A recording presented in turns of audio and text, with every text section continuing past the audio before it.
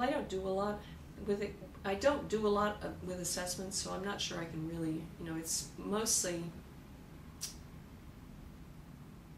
I guess the one thing I would say about it is that I try to make sure that people understand that assessments are not, somebody has the blueprint to you, and now I'm going to interpret that blueprint to you, that the person is himself or herself the expert on themselves, and so the only thing an assessment can give them is a hypothesis that they then need to think about and validate, does this really fit for me or not? So I learned that from Myers-Briggs training, which is one of the things I really like about Myers-Briggs, is this idea that there's no assessment that is really going to give you a picture of yourself. The best it can do is give you some ideas that might stretch the way you think about yourself. Yeah.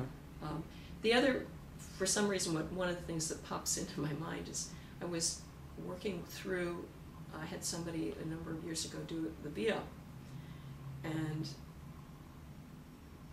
one of her top strengths was humility. And she, as I think people often do, found that to be very disappointing.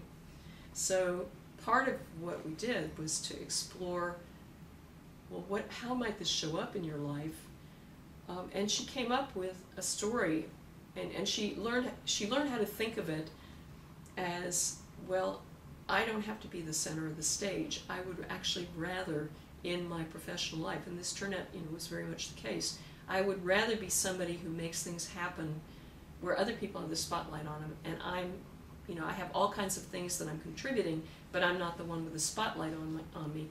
That was for her, so it's kind of helping her tell her own story about it. Yeah. So I guess that's my principle with using any kind of assessment, is just to make sure that people, take what works and